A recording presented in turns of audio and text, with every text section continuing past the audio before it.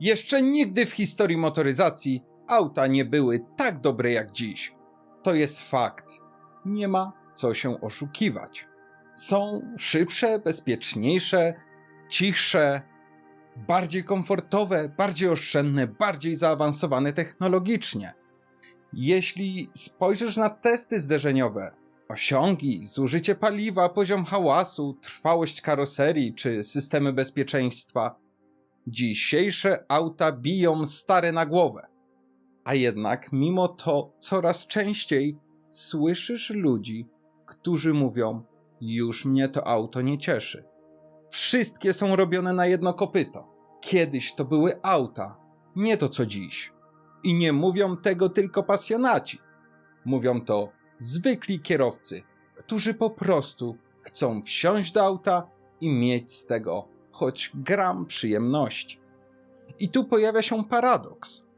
Auta są lepsze niż kiedykolwiek, ale doświadczenie z posiadania auta jest często dużo gorsze. Dzisiejszy materiał nie jest filmem o nostalgii. Nie będzie tu kiedyś to było lepiej, kiedyś robili prawdziwe auta, ani innych tego typu bajek. To jest próba uczciwego zrozumienia, co tak naprawdę się zmieniło. Bez krzyków, bez moralizowania, bez stawiania się po którejkolwiek ze stron. Bo ja naprawdę rozumiem obie. Chcę to powiedzieć jasno już na samym początku, żebyśmy się dobrze zrozumieli. Ja nie uważam, że nowe auta są złe.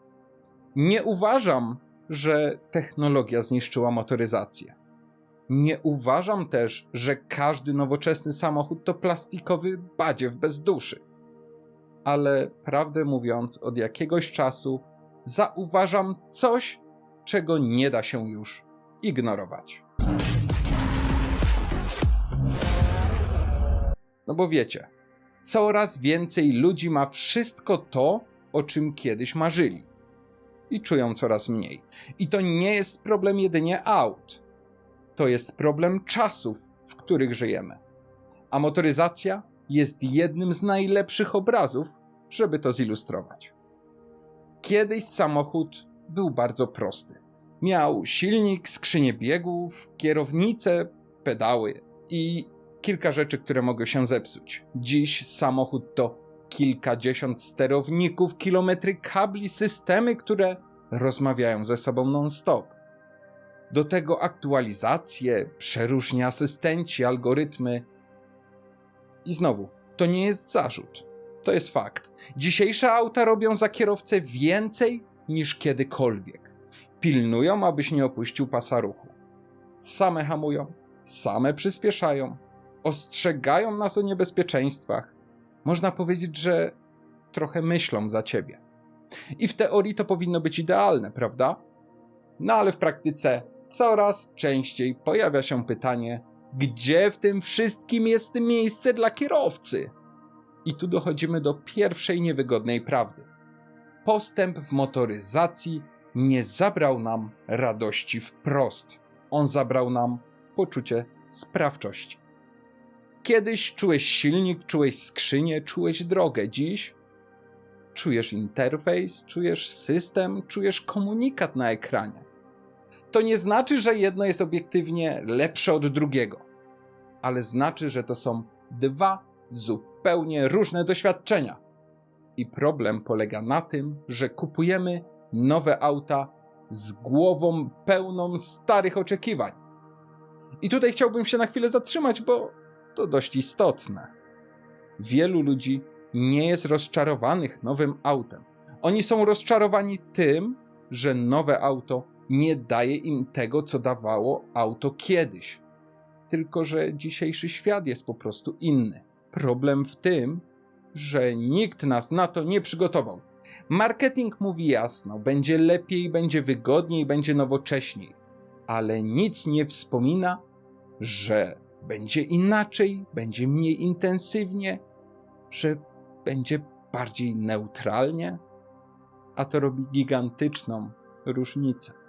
Chcę, żebyście wiedzieli, że ja nie mówię tego z pozycji kogoś, kto patrzy z góry i ocenia innych. Sam przygotowując ten materiał, kilka razy łapałem się na tym, że coś mnie w nowych autach irytuje. A jednocześnie wiem, że obiektywnie są naprawdę bardzo dobre. I to jest właśnie zagwozdka, którą ma dziś mnóstwo kierowców.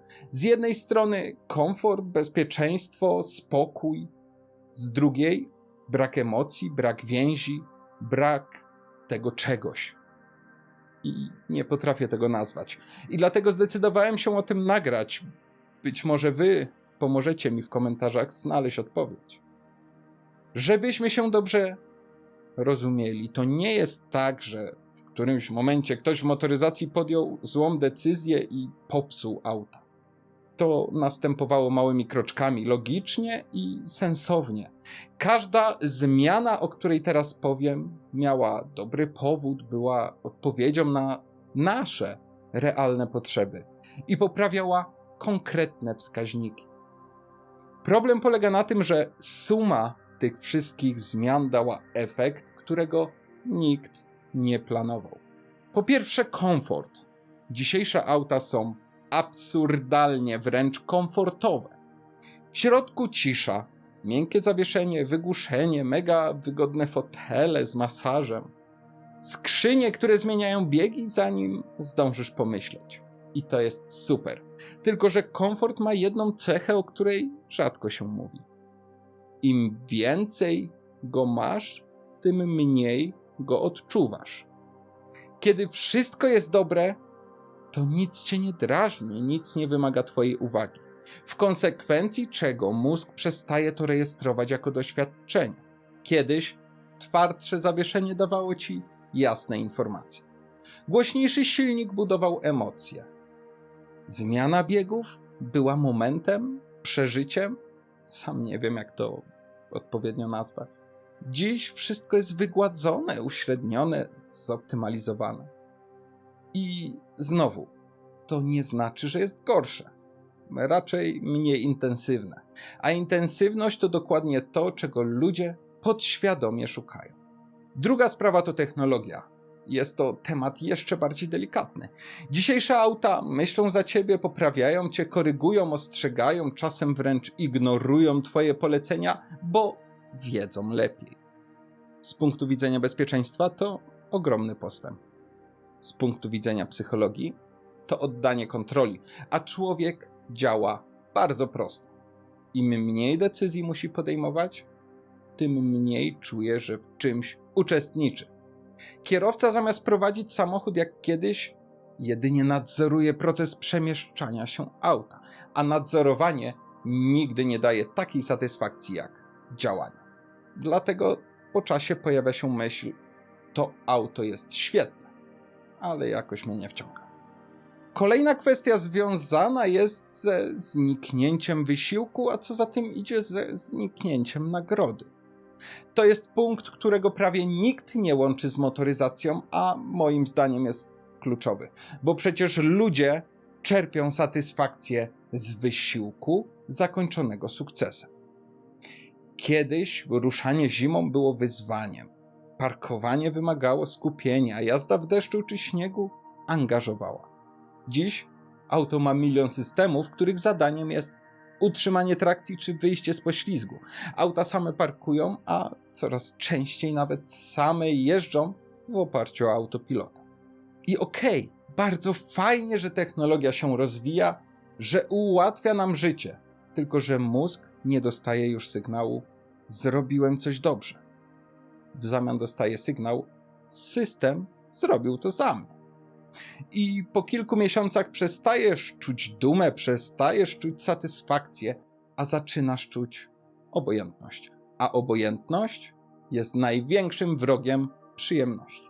Punkt czwarty to uniwersalność. Dzisiejsze auta są projektowane tak, żeby pasowały każdemu, nikogo nie drażniły, nikogo nie męczyły. W efekcie coraz mniej aut ma wyraźny charakter, coraz mniej aut wymaga przyzwyczajenia się do nich. Nie mówiąc już o tym, że przestały uczyć się kierowcy. Dzisiejsze auta tworzone są tak, żeby wszystko było ok, żeby wszystko było w porządku, żeby wszystko było poprawne. a poprawność nie buduje więzi. Więź buduje się wtedy, gdy coś ci przeszkadza, ale to akceptujesz. Coś jest specyficzne, coś ma swoje dziwactwo. Dzisiejsze auta są coraz bardziej mdłe. Niby są coraz szybsze, wygodniejsze, po prostu lepsze, ale coraz bardziej obojętne dla właściciela.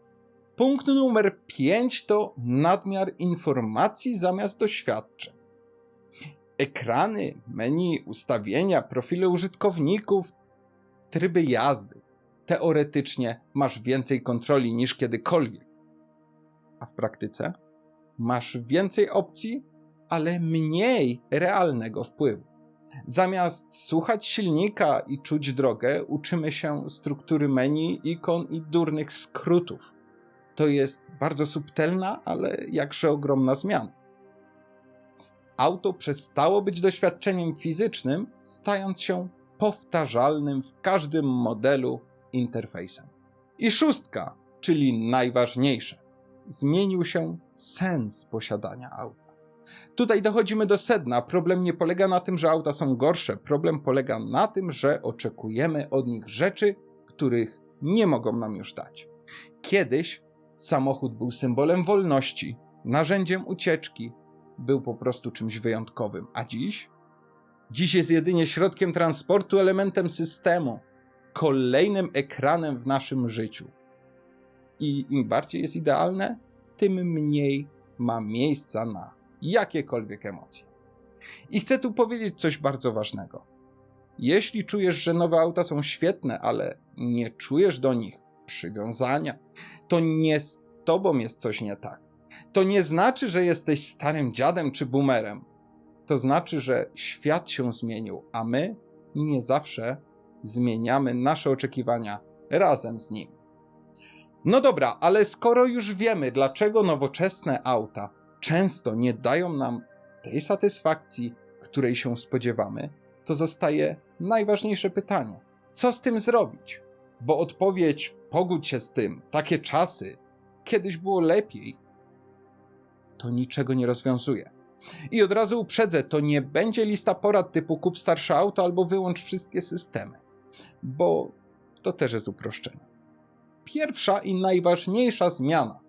Oczekiwania. Największym źródłem rozczarowania nie są auta. Największym źródłem rozczarowania są nieaktualne oczekiwania wobec nich. Kupujemy nowe auto z myślą, że da nam emocje, że da poczucie wyjątkowości, że zapewni satysfakcję na długie lata. A tymczasem nowoczesne auta są projektowane po to, żeby działać sprawnie, przynajmniej na okres gwarancji. Być bezpieczne i nie absorbować uwagi. One nie mają cię angażować, one mają ci nie przeszkadzać. I w momencie, gdy to zrozumiesz, wiele rzeczy zaczyna się układać. Kiedyś auto było wydarzeniem, dziś jest elementem tła i to nie jest wina producentów. To jest efekt tego, że mamy więcej bodźców, więcej technologii i więcej porównań. Auto nie konkuruje już tylko z innymi autami. Konkuruje z telefonem, streamingiem, internetem, całym światem dostępnych bodźców. I tej konkurencji nie da się wygrać samą motoryzacją. Dlatego próby szukania emocji w coraz nowszym aucie bardzo często kończą się dla nas właśnie rozczarowaniem.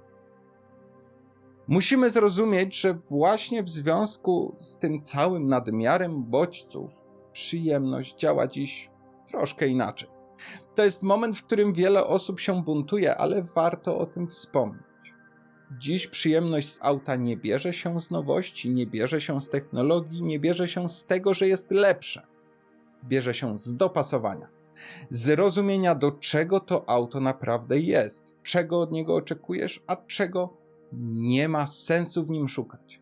Im szybciej przestaniesz oczekiwać od auta sensu życia, nagrody emocjonalnej czy potwierdzenia własnej wartości, tym łatwiej będzie ci je po prostu docenić. Mniej znaczy więcej.